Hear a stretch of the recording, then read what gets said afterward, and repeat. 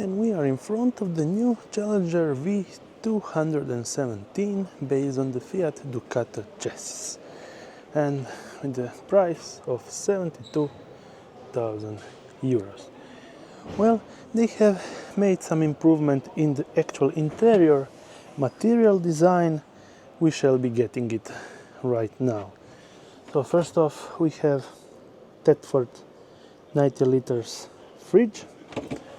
Entering from this side, we have the slide out with a slimmer material, two sitting areas with a bench, with a badge that's actually pretty good, and then the sitting area also from this side.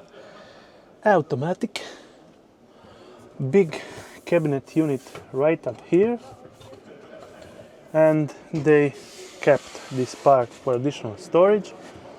Truma Combi, actual control unit, large, pretty great kitchen, sink, and 3 cabinets for your kitchen belongings, with a cupboard space.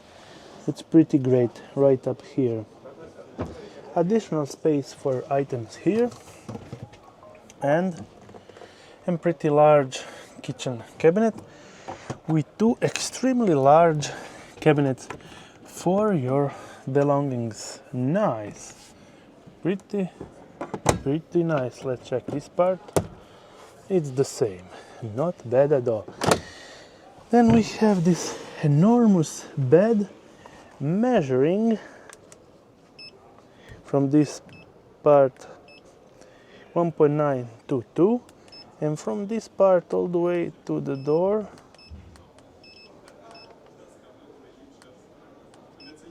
it's approximately 1.940. From this part right here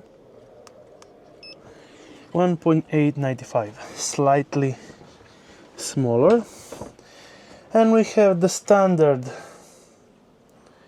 washroom, cassette toilet, sink, pretty standard for this Challenger.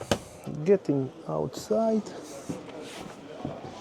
around, and checking the back garage.